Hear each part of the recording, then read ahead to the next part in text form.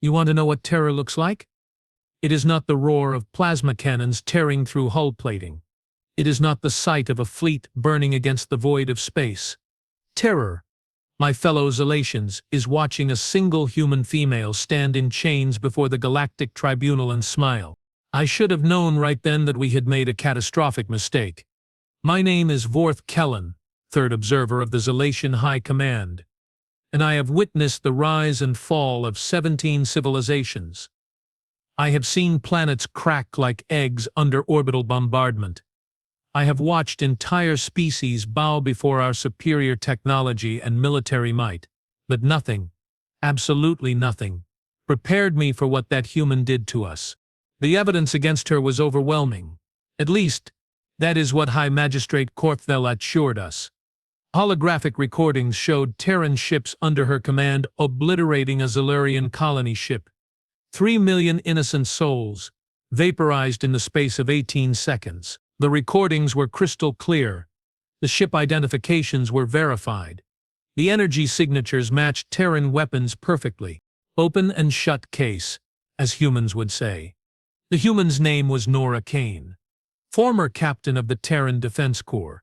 Former because, 3 cycles ago, she had been stripped of rank, title, and according to our tribunal, her right to exist. The charges were simple enough: genocide, war crimes, violation of the Galactic Accords, and my personal favorite, aggravated assault on a diplomatic envoy. That last one was mine, by the way. She broke my mandible with her bare fist during what was supposed to be a peaceful negotiation. But here is what should have made us pause. Nora Kane never once denied the charges. She never demanded to see the evidence. She never asked for legal representation, which even the most primitive species understand as their right. She just stood there in those energy shackles, 5 feet and 6 inches of compact human fury, and watched us with those unsettling green eyes. When Magistrate Korthvel read the verdict of guilty on all charges, Nora actually laughed. Not the bitter laughter of the defeated, mind you. This was something else entirely. This was the laughter of someone who knew a joke that the rest of us had not heard yet. Death by neural extraction, Korthvel intoned, his 4 vocal cords producing that harmonic echo that we Zelations find so impressive. To be carried out immediately following this proceeding. Nora Kane stopped laughing. Neural extraction. For those unfamiliar with our justice system, it is exactly what it sounds like. We remove the criminal's consciousness, bit by digital bit, examining each memory for additional crimes while their body dies slowly on the extraction table. It typically takes 14 hours. The subject remains conscious for the first 12. Immediately? She asked, and I swear I could hear amusement in her voice. No appeal period? No final statement? No last meal? She looked around the tribunal chamber, taking in the 7 judges, the honor guard of 40 Zelation warriors, and the crowd of nearly 300 beings from across the galaxy who had come to watch justice be served. You forfeited such rights when you committed genocide, Korthvel replied, his chest plates flashing with righteous indignation. Of course, you face this tribunal. Interesting legal theory, Nora said, rolling her shoulders as much as the shackles would allow. Tell me, Magistrate, in your legal system, does the accused have the right to face their accuser? No, I mean the actual accuser. The one who provided the evidence. The one who filed the initial charges. Korthvel paused. His primary eyes focused on something beyond the chamber, consulting his neural implant for legal precedent. The evidence speaks for itself. The chain of custody is clear. That was not my question. The shackles around her wrists were rated to hold a rampaging Threkari battle beast. They could stop a plasma cutter. They were powered by a microfusion cell that could run a small city. As Nora Kane shifted her weight testing them, I should have been concerned about the soft whining sound they began to make. I should have been very concerned. The right to face one's accuser is fundamental, she continued, her voice carrying to every corner of the chamber despite its conversational tone. Even by your own galactic accords, Article 7, Section 12, Subsection 4 Alpha. Now Korthvel was definitely consulting his implant. The pause stretched longer than it should have. Around the chamber I noticed several other beings doing the same. The Galactic Accords were not light reading, but every civilized species knew the basics. The accuser has chosen to remain anonymous for security reasons, the magistrate finally said. Security reasons. Nora repeated the words slowly, tasting them. From little old me? In shackles? Surrounded by 40 of your finest warriors? She glanced at the honor guard with something that might have been disappointment. I have to say, I am somewhat insulted. That was when Guard Captain Nex Thule made his first mistake. He stepped forward, plasma rifle raised, and snarled something about human arrogance in the old tongue. It was meant to be intimidating. Nora Kane looked at him with genuine curiosity. Tell me, Captain, she said, somehow knowing his rank despite him wearing no insignia. How many humans have you actually fought? Silence, Korvac commanded, but there was something in his voice now. Uncertainty, perhaps. Prepare the extraction chamber. This proceeding is concluded. Nex Thule's dorsal spines flared with indignation. Enough to know your species are cowards and weaklings. Oh. The single word carried such disappointment. Then you have never actually fought humans at all. You have only fought humans who were running away. Actually, Nora said, and her voice cut through the magistrate's words like a monomolecular blade. I believe I have not yet invoked my right under Article 12, Section 6. Article 12, Section 6 of the Galactic Accords. Even I knew that one. Trial by combat. The ancient right that no species had invoked in over 400 cycles, because modern warfare made it meaningless. What was the point of single combat when civilizations fought with planet crackers and stellar destroyers? The chamber fell silent. Korvac Dahl's laugh was genuinely amused. Trial by combat? You wish to fight a champion? In your current state? Nora looked down at herself. Energy shackles. Standard prison garments. No weapons. No armor. No backup. I wish to fight all of them, she said quietly. The silence that followed was the kind that usually precedes something terrible. Your honor guard. All 40. Right here, right now. Her green eyes swept the assembled warriors, and I swear I saw several of them take an unconscious step backward. If your case against me is as solid as you claim, this should be easy for you.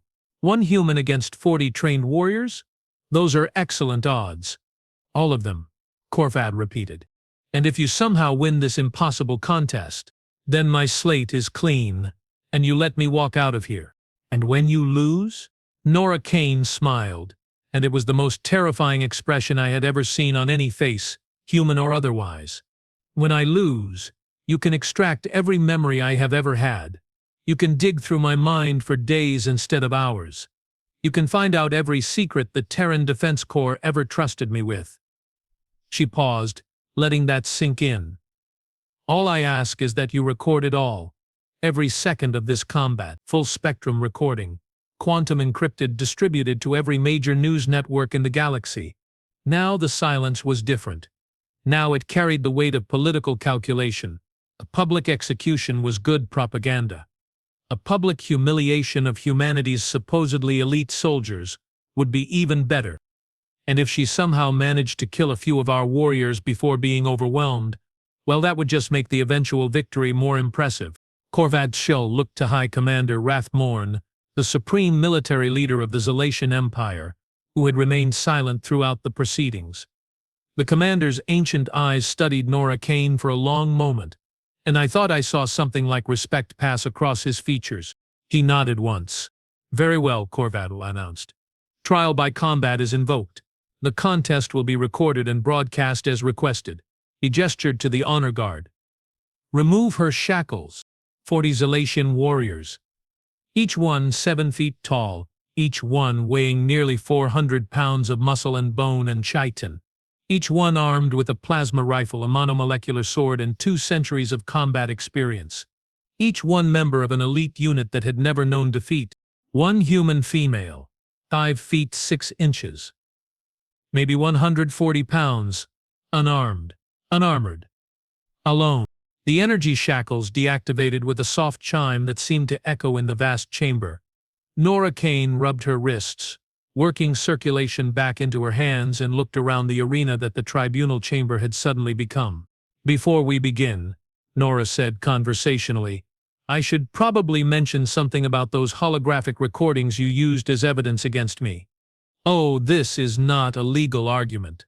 Her smile was back, and it was somehow worse than before. This is more of a professional courtesy. You see, those recordings were absolutely genuine. The ship identifications were correct. The energy signatures were accurate. That colony ship was definitely destroyed by Terran weapons. Korvad waved dismissively. Your time for legal arguments has passed. She paused, stretching her arms above her head like an athlete preparing for exercise. The chamber erupted. The only problem is that my ship has been in dry dock for the past 8 months, undergoing a complete engine refit. My crew has been on leave, and I have been in a maximum security prison on Earth serving a sentence for insubordination. Shouts of confusion, demands for explanation, accusations of perjury and judicial misconduct. Through it all, Nora Kane stood calmly in the center of the arena, watching the chaos with satisfied eyes. She held up her right hand, showing the back of it to the assembly. You see, she continued, raising her voice just enough to be heard over the din, whoever provided you with that evidence has a very specific sense of humor. They used my ship's identification codes, my crew's tactical signatures, even my personal command protocols. But they forgot one tiny detail. Terran Defense Corps officers receive a quantum-encoded subdermal implant upon promotion to captain. It stores our complete service record, updated in real time through quantum entanglement with Central Command. Every action, every mission, every moment of our careers. If I had ordered the destruction of a colony ship, it would be recorded in this implant. If I had committed genocide, it would be logged automatically. But more importantly, she flexed her fingers, and I saw a brief flicker of light beneath her skin. If I had been on active duty at the time of the alleged crime, this implant would show it. The shouting was dying down now, replaced by a growing sense of unease. Scan her. High Commander Rathmorn commanded, speaking for the first time since the trial began. The scan took 30 seconds. The results appeared on the main display for all to see. Captain Nora Kane, Terran Defense Corps. Service record, active. Current status, incarcerated. Terran Maximum Security Facility, Bravo 7.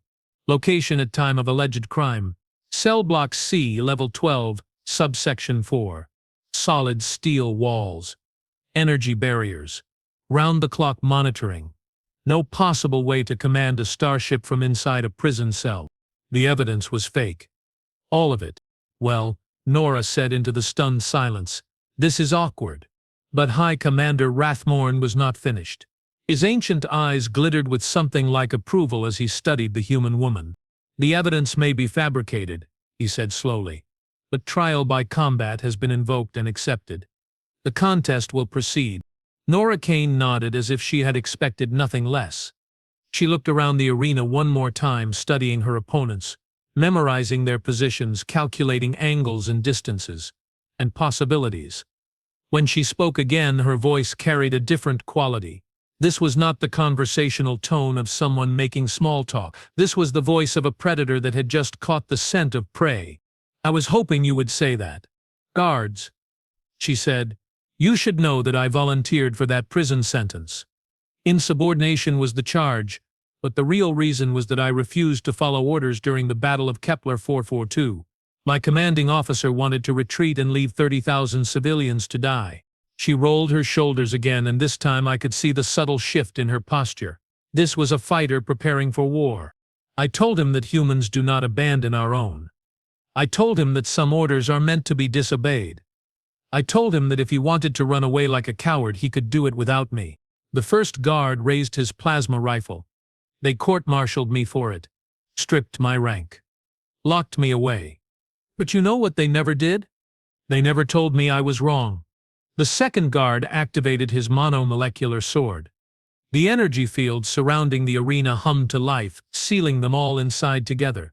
No way out for anyone until the combat was finished. 40 against 1, Nora Kane said, and her smile was a thing of pure savage joy. I have to admit, those odds are almost fair. She took a single step forward. Almost. Nora Kane moved. The first guard fired his plasma rifle. What happened next defied every tactical manual ever written. Humans were supposed to be slow. They were supposed to be weak. They were supposed to be fragile creatures who relied on technology and numbers to overcome their physical limitations. She rolled under the plasma bolt, came up inside the guard's reach and drove her elbow into his throat with surgical precision. The monomolecular edge of his sword whispered past her cheek as she twisted away, close enough that I could smell the ozone discharge from its energy field. Nobody had explained this to Nora Kane. Her hands moved like striking serpents. One palm strike to disable his weapon arm. One knee to shatter his hip joint. One punch to the base of his skull that dropped him like a stone. 3 seconds.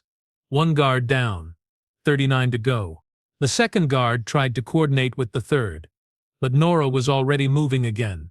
She picked up the fallen guard's weapon, fired twice, and 2 more warriors stumbled backward with smoking holes in their armor. She used their weapons against them. She used their bodies as shields. She used their confidence against them. When they bunched up, she had grenades. When they spread out, she had superior position. When they tried to coordinate, she was already behind them. "Come on," she shouted over the sound of plasma fire and dying warriors. "I thought you said humans were cowards." The guards tried to spread out, tried to use their superior numbers and reach, tried to bring their combined firepower to bear. It did not matter. Nora Kane moved through them like death given form, always in motion, never where they expected her to be. The remaining warriors began to show the first signs of panic. These were elite soldiers who had conquered star systems, and they were being systematically dismantled by a single human female using nothing but captured weapons and tactical brilliance. 10 guards down. 20. 30. How? Guard Captain Nexthul gasped as he tried to stem the flow of blood from his severed arm. "How are you doing this?" Nora Kane paused in her systematic destruction long enough to look at him with something like pity. "Did you really think we became the apex predators of our world by being weak?" she asked. "Did you think we built an interstellar civilization by being stupid?" She ducked under a wild sword swing and put her borrowed plasma rifle against the attacker's chest. Every human child learns the same lesson from the moment they can understand language. We do not start fights. The plasma bolt burned through armor, flesh and bone. But we always finish them. 35 guards down. 36. 37. When the shooting stopped, only Nora Kane was left standing. She was bleeding from a dozen wounds, her prison garments were scorched and torn, and she swayed slightly on her feet from exhaustion and blood loss. But she was alive. And 40 of our finest warriors were not. The arena fell silent except for the sound of her breathing and the soft hum of cooling plasma weapons. High Commander Rathmorn rose slowly from his seat. His ancient face showed no emotion, but I could see the calculation in his eyes. This changed everything. If one human could do this to 40 elite warriors, what could an entire human military force accomplish? "Well," she said, looking up at the stunned tribunal, "I believe this concludes the combat phase of my trial." "The combat is concluded," he announced formally. "Captain Kane is victorious. All charges are dismissed." "Actually," she said, her voice carrying clearly through the chamber's acoustic systems, "I have a counter-proposal." But Nora Kane was not finished. She walked to the center of the arena, stepping carefully around the bodies of the fallen guards, and looked up at the assembled tribunal with eyes that burned with cold fire. "You have my ship's records. You have tactical data on human weapons and capabilities. You have detailed intelligence on our military structure and defensive positions." She paused, letting that sink in. "Someone gave you all of that information. What are you suggesting?" "I am suggesting that this entire proceeding was designed to eliminate me before I could expose whoever is selling humanity's secrets to its enemies." Her smile was back, sharper than ever. "I am suggesting that someone on this tribunal or someone with access to this tribunal is a traitor to the Galactic Accords. And I am suggesting," Nora Kane continued, raising her voice above the chaos, "that we find out who it is." The chamber erupted again, but this time with a different energy. Fear. Suspicion. The sudden realization that if she was right, if there really was a traitor among them, then everything they thought they knew about human capabilities was potentially compromised. You promised to broadcast this trial to every major news network in the galaxy. Well, here is my message to whoever set me up." She looked directly into the primary recording lens, and her voice carried the promise of retribution. "I know who you are, I know what you have done, and I am coming for you." The recording ended there as Nora Kane collapsed from blood loss and exhaustion, but the damage was already done. Within hours, the footage was being broadcast across known space. Within days, every military commander in the galaxy was questioning their intelligence about human capabilities. She gestured to the recording equipment that had captured every moment of the combat. And somewhere in the depths of space, a traitor was realizing that they had made a very serious mistake. They had failed to kill Nora Kane. And now she was free, angry, and extremely motivated to find them. This, my fellow Zelations, was how a single human female brought down the greatest intelligence operation in galactic history. Not through technology or superior firepower, but through something much more dangerous. She brought truth, and truth, as any intelligence operative will tell you, is the most destructive weapon in the universe. The war that followed would claim billions of lives across dozens of star systems.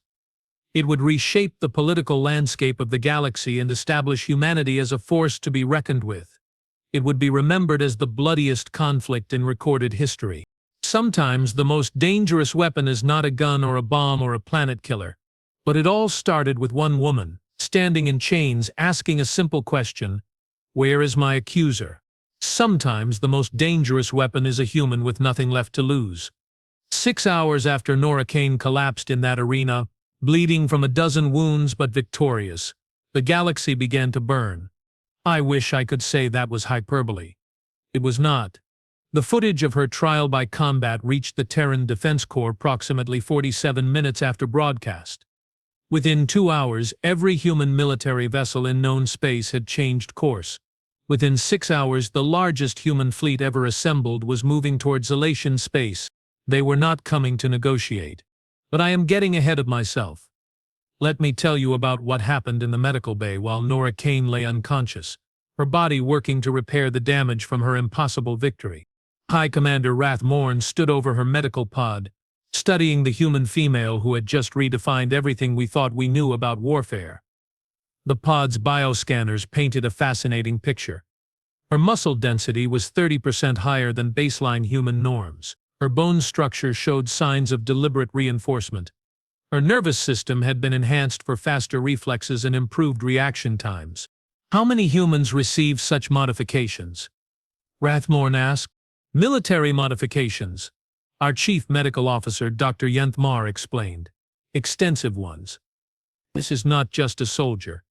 This is a weapon that has been deliberately crafted over years of enhancement and training." Dr. Yenthmar consulted his readings. "Based on the sophistication and expense of these enhancements, I would estimate perhaps 1 in 10,000. Maybe fewer." The High Commander nodded slowly. "And yet the Terrans sent this one to prison for insubordination." "Yes, sir. Which means that either humans are so wealthy and advanced that they can afford to throw away their most capable warriors over minor disciplinary issues." He paused, watching the steady rhythm of Nora's breathing. "Or this punishment was deliberately designed to place her exactly where someone wanted her to be." That was when I began to understand the true scope of what we were dealing with. This was not a simple case of mistaken identity or fabricated evidence. This was a chess game being played on a galactic scale, and we had just realized we were the pawns. Nora Kane woke up 18 hours later. The first thing she did was sit up in the medical pod and look around the room with alert, calculating eyes. The second thing she did was rip the intravenous feeding tube from her arm and stand up. "Where are my clothes?" she asked Dr. Yenthmar, who was frantically checking his instruments to make sure she was not about to collapse again. "Captain Kane, you need rest. Your injuries." "My injuries are healing fine. Where are my clothes?" The doctor looked helplessly at High Commander Rathmorn, who had been waiting by her bedside for the past 6 hours. The old warrior stepped forward, holding out a bundle of clothing. "Standard Zelation military fatigues," he said. "I apologize, but your prison garments were beyond salvaging." She dressed with efficient, military precision. ignoring the fact that 3 of the galaxy's most powerful military leaders were watching her every movement. When she finished, she looked up at Rathmorn with those unsettling green eyes. Nora took the clothing and examined it critically. "These will do, thank you. I assume the recording has been broadcast as promised?" "Yes. To every major news network in the galaxy, as agreed." "Good. And I assume my people have responded?" Rathmorn hesitated. "The Terran Defense Corps has expressed concern over your treatment." Nora's laugh was sharp and bitter. "Expressed concern? Is that what you call mobilizing 3 full battle fleets?" The silence that followed was telling. "You have been monitoring our communications," she continued. It was not a question. A standard procedure. For what? For after you discover that you have been played for fools by unknown conspirators. Nora walked to the medical bay's viewport and looked out at the massive Zalatian space station surrounding them. "Tell me, High Commander, how many ships do you have in this system?" "That information is classified." Rathmorn said nothing. 47 vessels, including 12 heavy cruisers and 1 dreadnought. She turned back to face him. "My people counted them on the way in. Would you like to know how many ships are currently approaching this system?" 238, including 18 of our newest battleships in the flagship Retribution. Her smile was cold and predatory.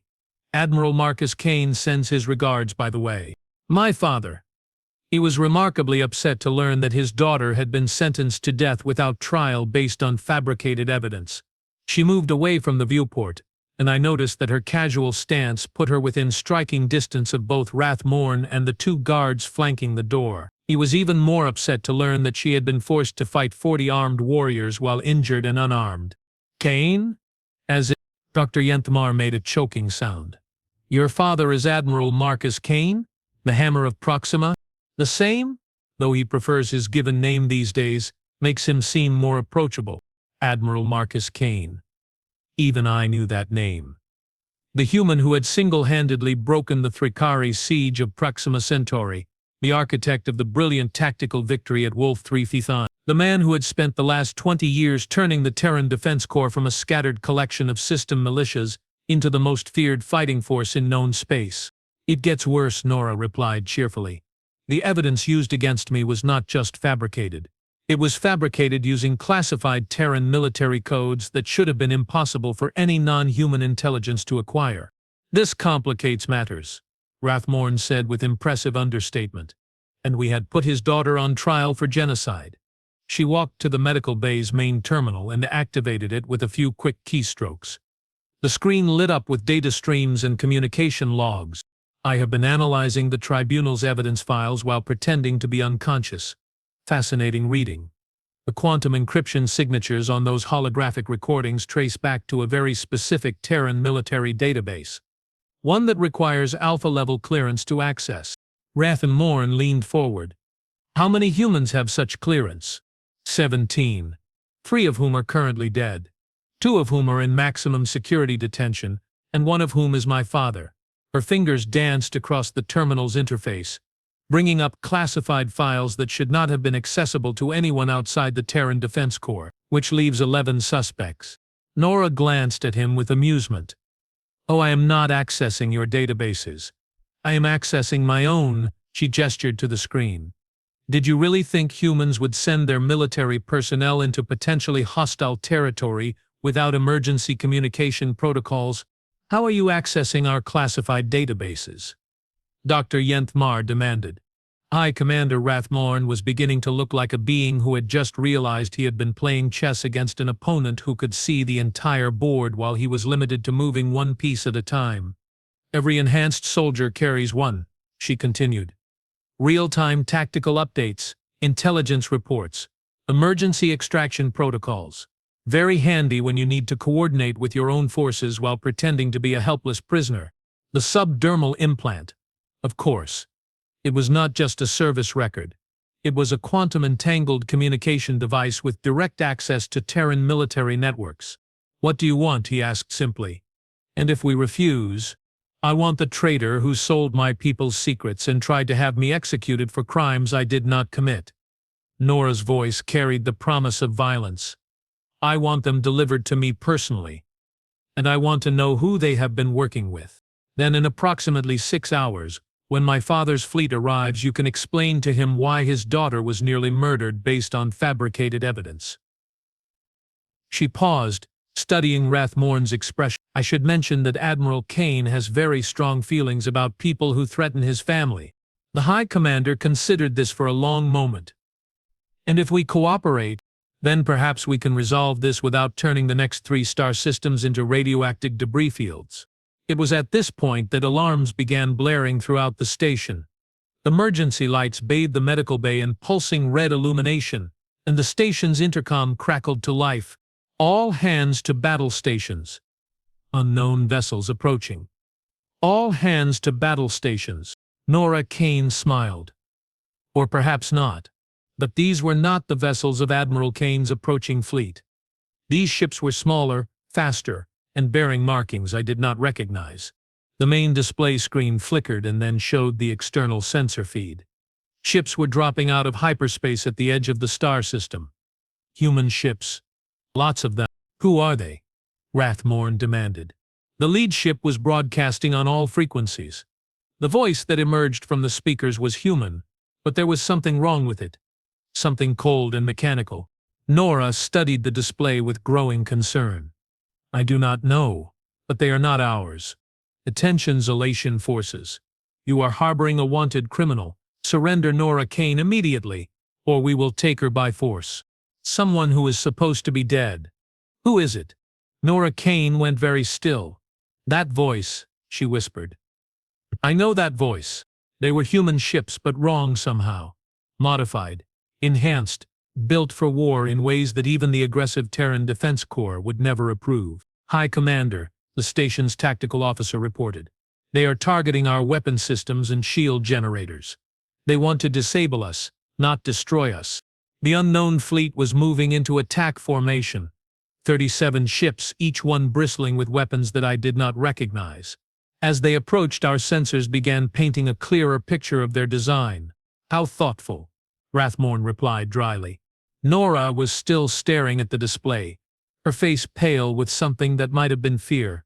"They are not here to capture me," she said quietly. "They are here to silence me." "Explain." "The person behind this conspiracy, the one who framed me. They know I am getting close to the truth." She turned away from the display and looked directly at Rathmorn. "They are cutting their losses." The first energy beams lanced out from the attacking fleet, striking the station's outer defensive grid. Shields flared and held, but I could see the power readings fluctuating wildly. "How long can we hold them?" Rathmorn asked his tactical officer. "Against a conventional assault? Indefinitely. But those are not conventional weapons, sir. I am reading energy signatures that I do not recognize." As if to emphasize the point, the second volley struck the station with devastating effect. Entire sections of the outer hull simply ceased to exist, vaporized by weapons that bypassed our shields as if they were not there. "Nova-class disruptors," Nora said grimly. "Experimental Terran weapons. Theoretical only. They should not exist. But they do exist." The station shuddered under another barrage. Emergency force fields snapped into place as atmosphere began venting from damaged sections. "Yes, which means someone has been stealing more than just tactical data. They have been stealing weapons technology." "High Commander," Nora said, "I need access to a communication array. Full spectrum, maximum power." "Why?" "Because if we are all going to die here, I want to make sure the truth dies with us." Rathmorn stared at her for a moment, then nodded to his guards. "Escort Captain Kane to Communications Array 7. Give her whatever access she requires." The journey through the station's corridors was a nightmare of flashing lights, rushing personnel, and the constant vibration of weapons fire. Twice we had to detour around sections that had lost atmospheric integrity. Once we had to run through a corridor that was actively venting plasma from damaged power conduits. Through it all, Nora Kane moved with calm precision, as if walking through a combat zone was just another day at the office. Communications Array 7 was a massive chamber filled with quantum transmission equipment capable of reaching every corner of known space. Nora settled into the operator's chair and began working with practiced efficiency, sending a message to every intelligence service, military command, and news organization in the galaxy. Her fingers flew over the controls. Complete tactical data on our attackers, sensor readings on their weapons, audio recordings of their communications. Everything. "What are you doing?" I asked. "Will it help?" "It will ensure that even if they kill us, someone will know what happened here." The transmission began, quantum entangled signals racing out through hyperspace to destinations across the galaxy. Data streams that would reach their targets in minutes regardless of the vast distances involved. That was when the attacking fleet made their fatal mistake. The interference pattern they used was sophisticated, cutting-edge, and absolutely unique.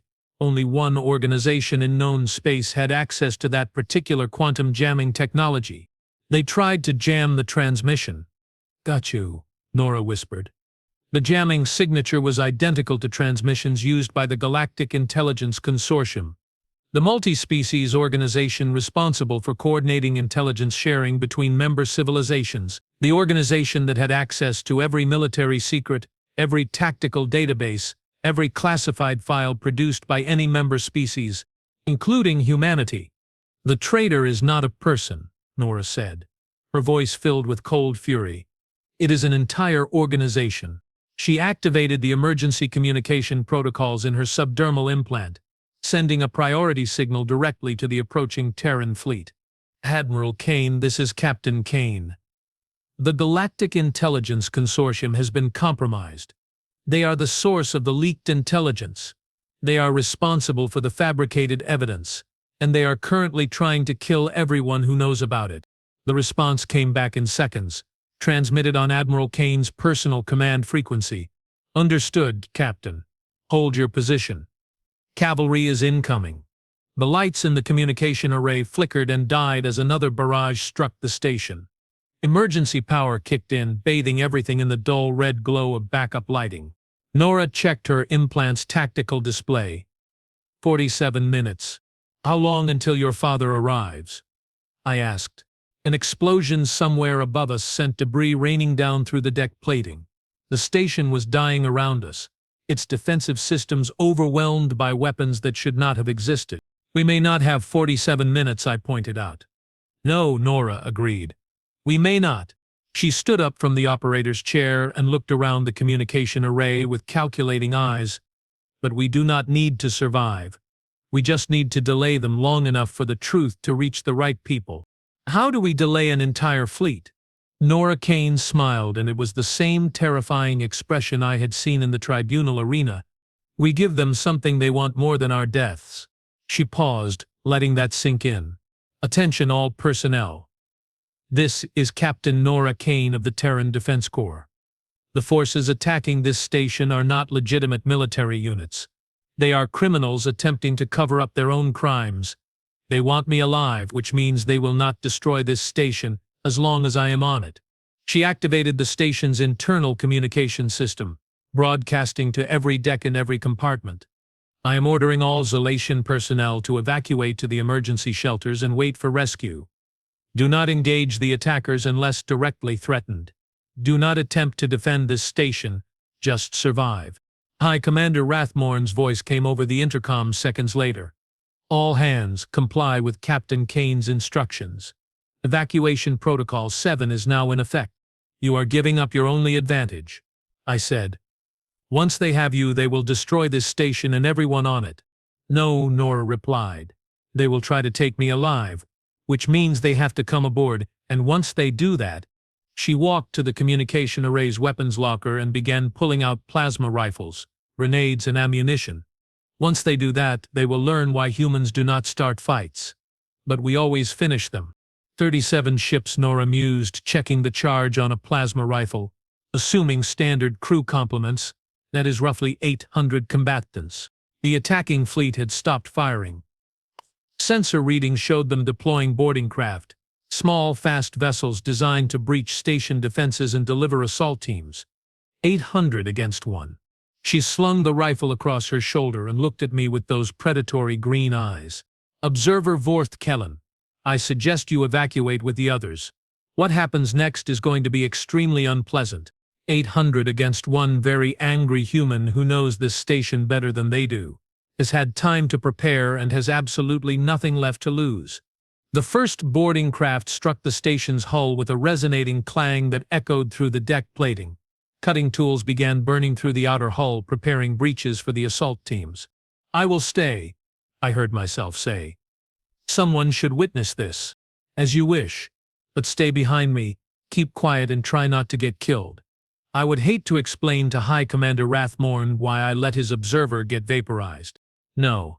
Nora Kane loaded her weapons, checked her equipment, and settled into position behind a makeshift barricade of overturned furniture and equipment. "Tell me, observer," she said conversationally, "do you know what the difference is between a soldier and a warrior?" "Which is?" "A soldier fights for duty, honor, country. All very noble concepts." She aimed her rifle at the sealed blast door that the attackers would have to breach. "A warrior fights for something much simpler, survival and revenge." Nora Kane opened fire.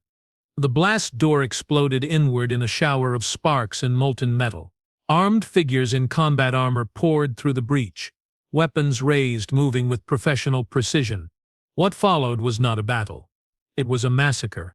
The attackers had expected to face a desperate fugitive, possibly wounded, probably cowering in fear. Instead, they found a predator in her natural environment, armed, prepared, and absolutely merciless. Nora used the communication array's layout to her advantage, forcing the attackers into fatal funnels where their numbers meant nothing. She used their own tactics against them, always moving, always one step ahead of their advances. When they tried to flank her, she had booby traps waiting. When they tried to pin her down with suppressing fire, she had alternate routes planned. When they tried to coordinate their assault, she jammed their communications and picked them off one by one. "Next," Nora called out cheerfully as she reloaded her weapon. The second assault team was larger and better prepared. They came through multiple breach points simultaneously, using heavy weapons and coordinated tactics. 15 minutes. 67 attackers. All dead. It did not matter. Nora Kane moved through them like a force of nature, appearing and disappearing in the maze of equipment and debris, striking without warning and vanishing before they could respond. 20 minutes. 43 more attackers. All dead. They blew holes in the deck plating, the ceiling and the walls, trying to flush Nora out of her defensive position. All they accomplished was giving her more places to hide and more angles of attack. The third assault team brought explosives. "I am starting to think they are not taking this seriously," she said to me as she applied a field dressing to a minor plasma burn on her arm. 30 minutes. 81 attackers. All dead. "Captain Kane," a voice called out from the breached blast door, "you cannot win. We have 600 more troops on our ships. Eventually you will run out of ammunition." That was when the enemy commander apparently decided to try negotiation. "We have your father's fleet surrounded. If you do not surrender, we will destroy them." "Maybe," Nora called back, "but I will not run out of ammunition before you run out of troops." Nora's laugh echoed through the communication array. "You really have not been paying attention, have you? Let me explain something about Admiral Marcus Kane." She paused to throw a grenade around a corner, and the explosion was followed by screams and the sound of falling debris. "My father did not become the most feared military commander in human space by being cautious. He did not earn the nickname Hammer of Proxima by avoiding fights, and he certainly did not raise his daughter to surrender to terrorists." Another pause. Another grenade. Another explosion. "If you want me, come and take me. But stop wasting my time with empty threats." Nora Kane was no longer in an entrenched position. The fourth assault team came prepared for urban warfare. They brought heavy armor, portable shields, and weapons designed to flush defenders out of entrenched positions. She had abandoned the communication array and was now hunting them through the station's maintenance tunnels and service corridors. The hunters had become the hunted, and they were dying in dark, confined spaces where their superior numbers and heavy weapons meant nothing. "How much longer until your father arrives?" I asked as we crawled through a ventilation shaft, trying to avoid the search teams below. I followed her because I had no choice. The communication array was now a smoking ruin, and the only safe place on the station was wherever Nora Kane happened to be standing. Nora checked her implant. 12 minutes. Behind us we could hear the sound of boots on metal as another search team tried to track us through the maze of maintenance passages. Can you hold out for 12 more minutes? Proximity mine, she explained. Terran military issue. Very effective in confined spaces. Observer, she said with amusement. I am just getting started. We reached an intersection where 4 ventilation shafts met. Nora pulled out a small device that I did not recognize and attached it to the wall. We moved on, leaving the device behind. 30 seconds later, the explosion echoed through the ventilation system, followed by screams and the sound of collapsing metal. We emerged from the ventilation system in the station's main cargo bay, a vast open space filled with shipping containers and loading equipment. Perfect for an ambush. 11 minutes, Nora said cheerfully. Nora consulted the tactical display on her implant. Approximately 200, plus whatever reinforcements they might call in from their fleet. How many attackers are left? I asked. 200 against 1. I prefer to think of it as target-rich environment. Nora Kane was already gone. The cargo bay's main doors exploded inward as the enemy forces breached the compartment. They came in fast and hard, spreading out to avoid being bunched up using the shipping containers for cover. She had vanished into the maze of containers like a ghost, leaving only the sound of her laughter echoing through the vast space. What followed was urban warfare at its most brutal. Nora used the containers as cover, concealment, and weapons, toppling multi-ton cargo units onto her attackers and using the maze-like layout to appear and disappear at will. Where is she? One of the attackers shouted. Above you, her voice called out, and grenades rained down from the cargo bay's upper levels. Behind you, Nora's voice answered, and plasma fire erupted from the shadows. 10 minutes. 50 more attackers down. 5 minutes. 30 more dead. Below you, she said, and the deck plating exploded upward as mines detonated beneath their feet. 2 minutes. 20 more casualties. That was when Admiral Marcus Kane's fleet arrived. The sensation was unmistakable. Even inside the station we could feel the massive gravitational disturbances as 238 Terran warships dropped out of hyperspace in perfect formation. The enemy fleet tried to run. The battle lasted 47 seconds. Admiral Kane's ships had been prepared for this engagement. They knew exactly where to position themselves, exactly which weapons to use, exactly how to coordinate their assault for maximum effect. They did not make it. When it was over, 37 enemy ships had been reduced to expanding clouds of superheated plasma. No survivors. No prisoners. No evidence except for the sensor recordings that every ship in the system had been making. Nora Kane emerged from the shadows, plasma rifle still smoking, her stolen Zalatian uniform torn and blood-stained but her eyes bright with satisfaction. In the cargo bay, the remaining attackers threw down their weapons and surrendered.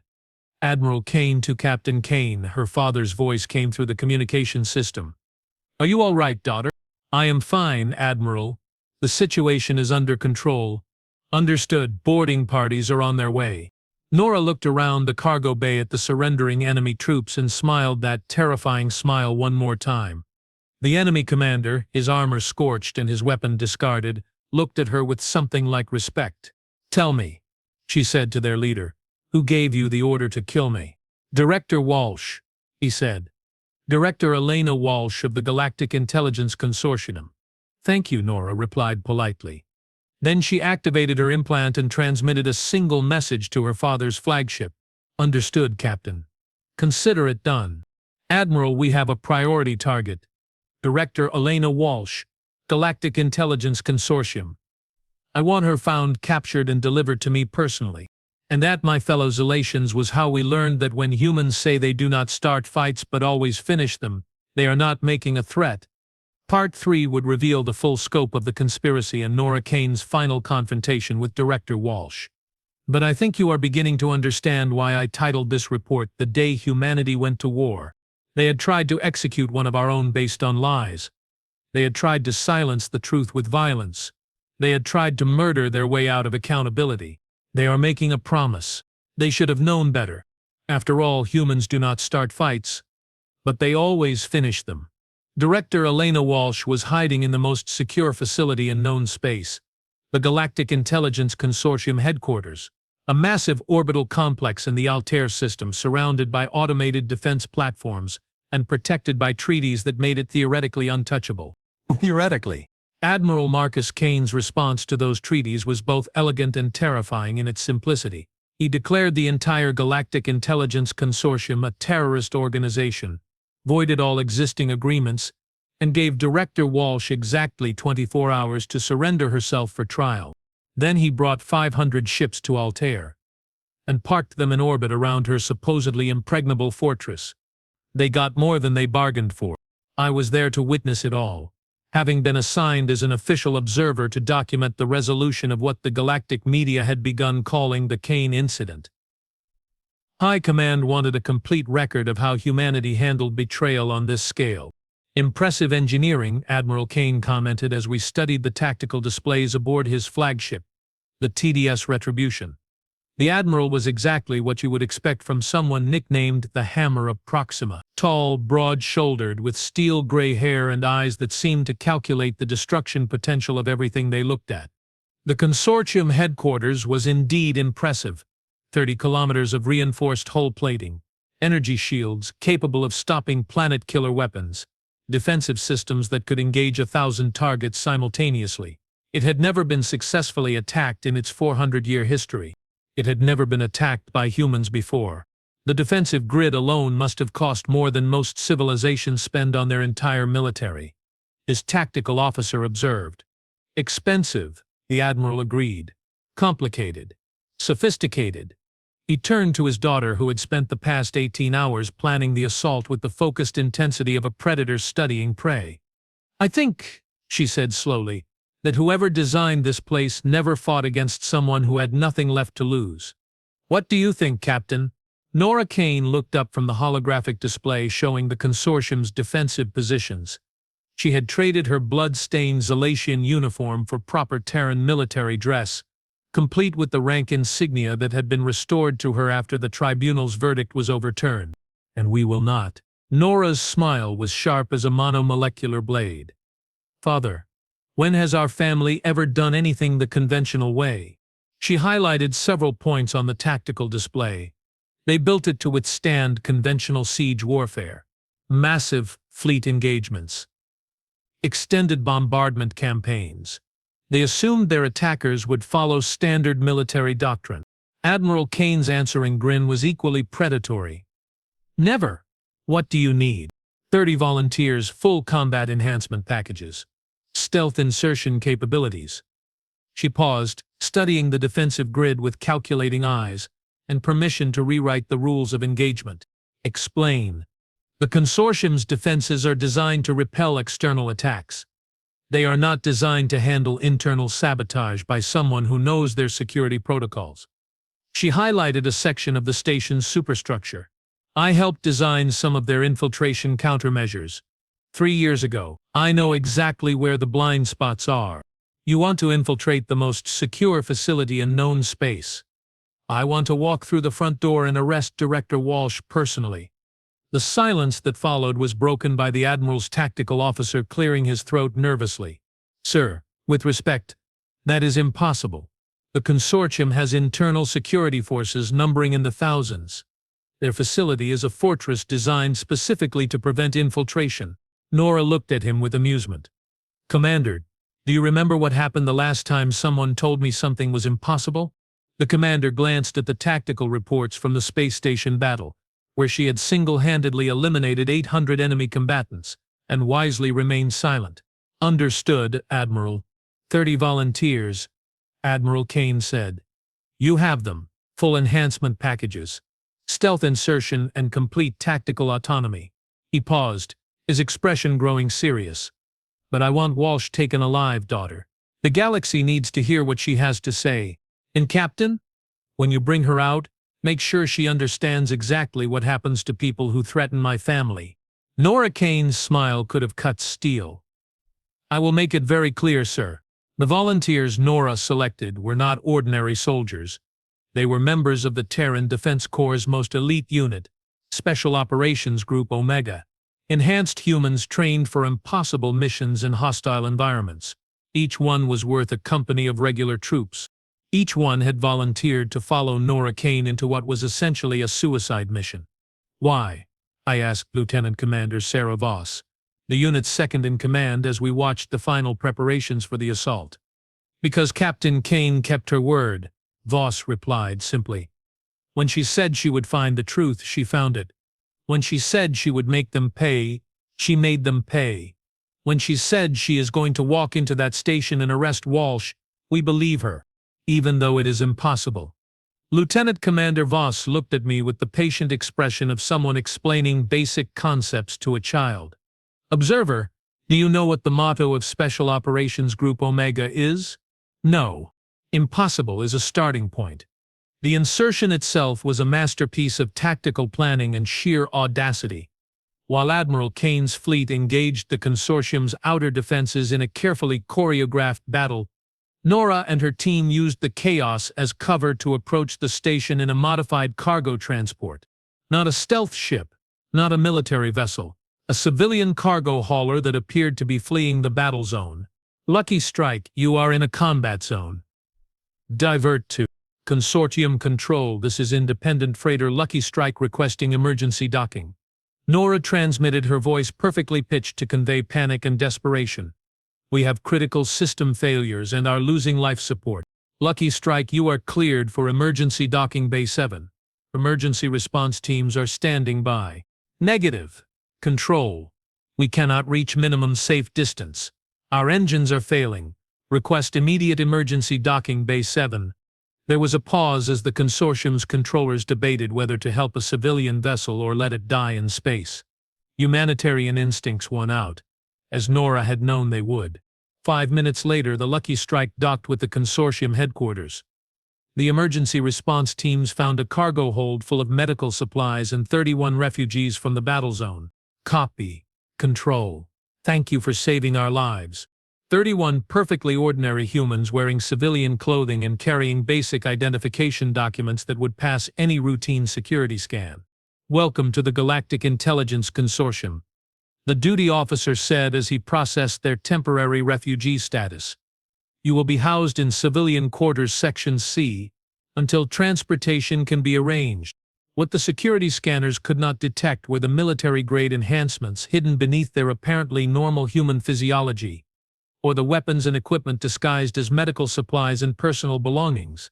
Thank you, Nora replied, her voice filled with genuine gratitude. We are so grateful for your help. The consortium headquarters was exactly what you would expect from a galaxy-spanning intelligence organization.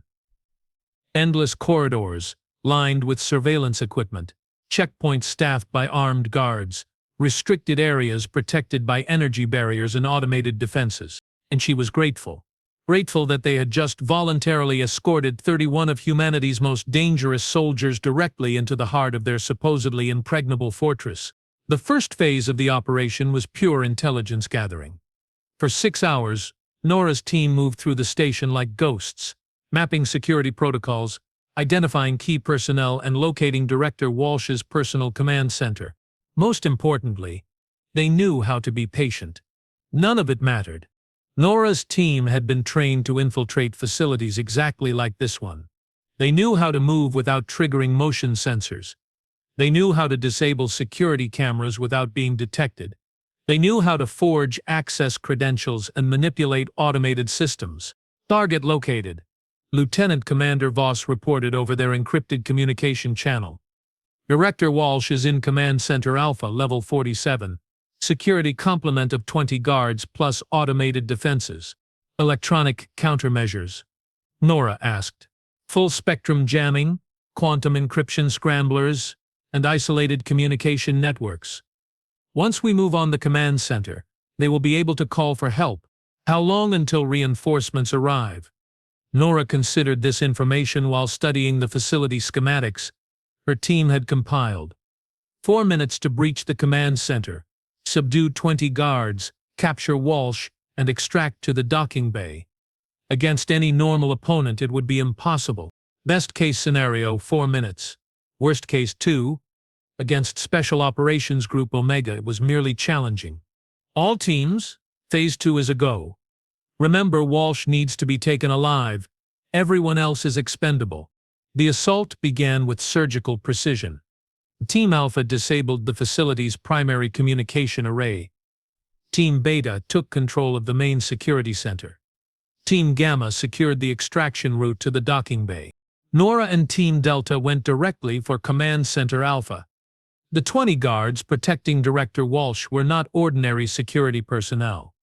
They were enhanced soldiers from multiple species, equipped with the best weapons and armor that galactic technology could provide. They lasted 93 seconds. When the shooting stopped, 20 guards lay dead or dying on the command center floor. Director Walsh sat behind her desk, staring at the human soldiers with a mixture of fear and fascination.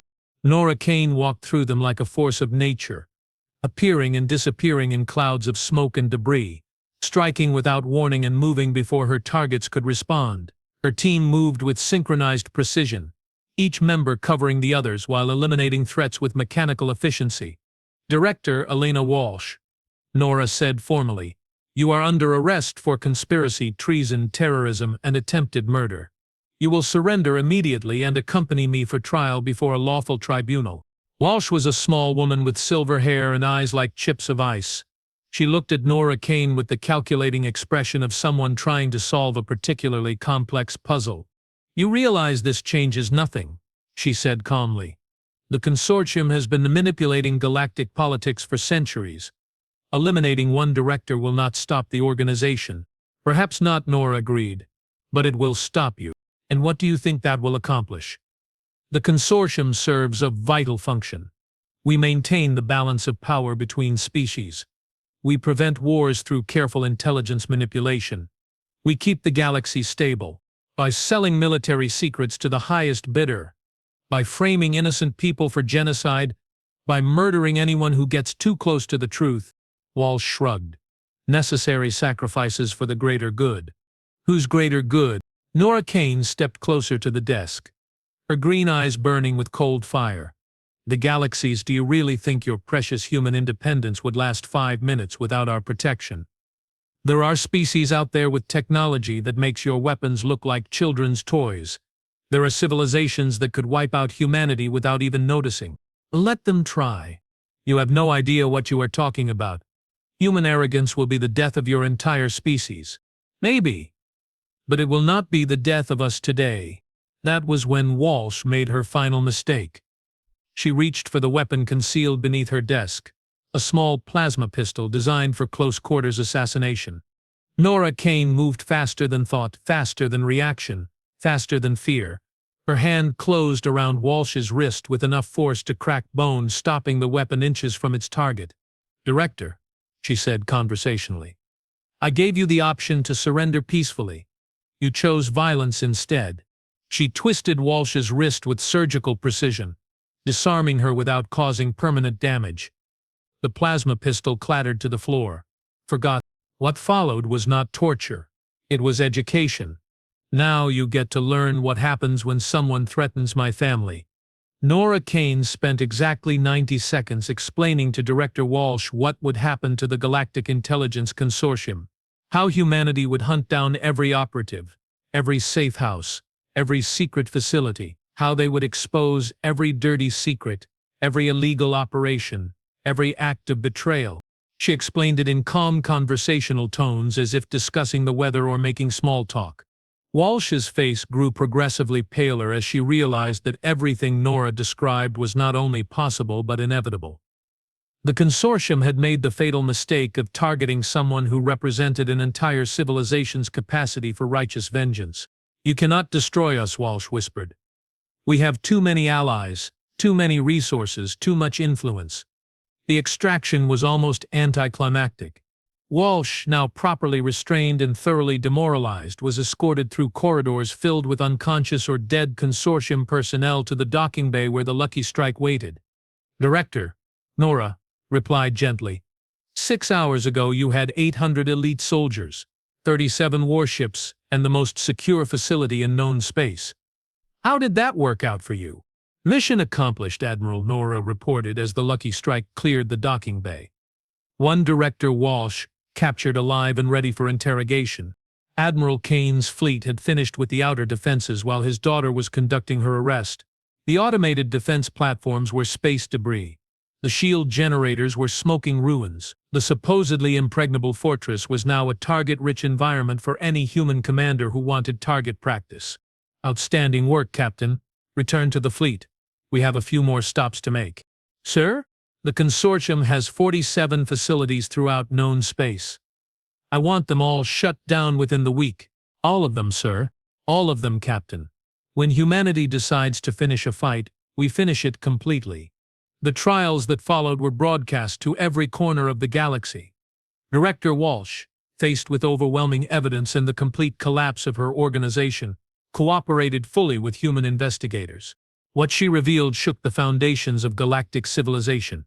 The consortium had been manipulating interstellar politics for over 3 centuries. They had started wars, toppled governments, orchestrated genocides, all in the name of maintaining their version of galactic stability.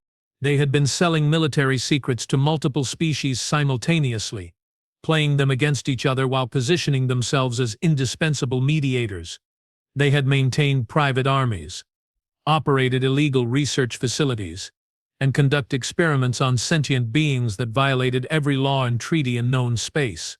Most damning of all, they had planned the complete subjugation of humanity within the next 50 years, viewing humans as an uncontrollable variable that threatened their carefully maintained balance of power.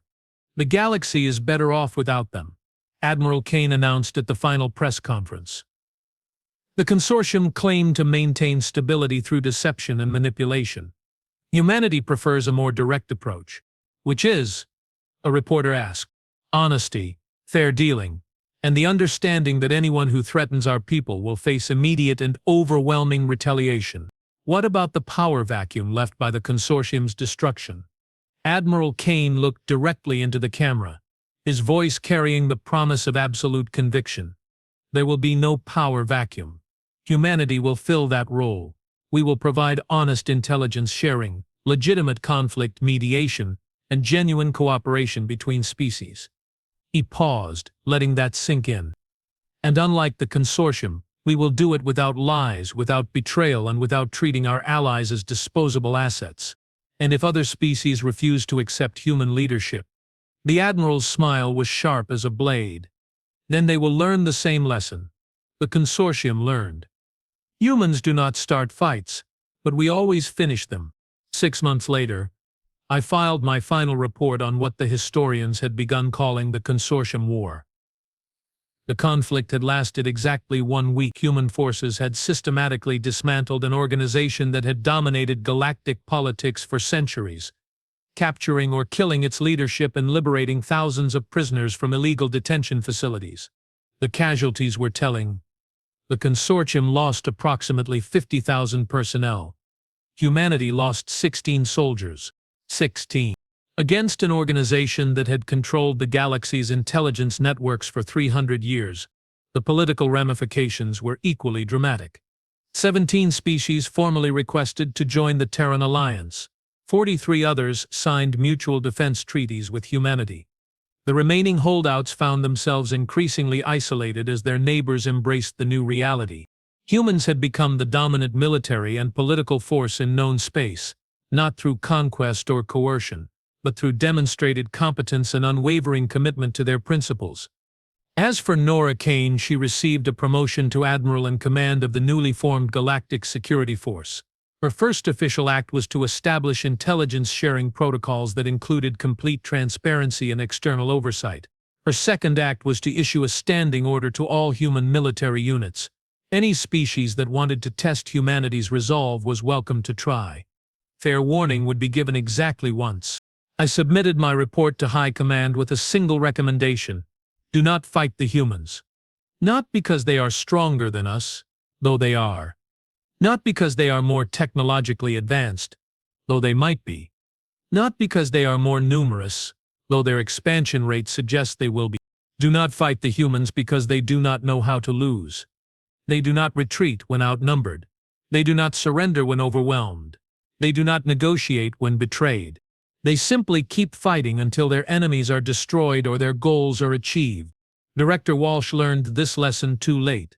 The Galactic Intelligence Consortium learned it at the cost of their existence. 47 facilities, 50,000 personnel, and 3 centuries of accumulated power, all reduced to history because they made the mistake of targeting a single human female for elimination.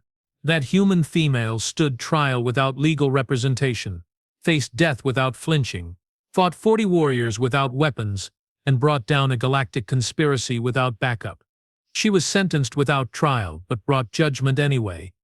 And in doing so, she reminded the galaxy why humans had become apex predators on their homeworld and why they would become apex predators among the stars. They do not start fights, but they always finish them. Final report.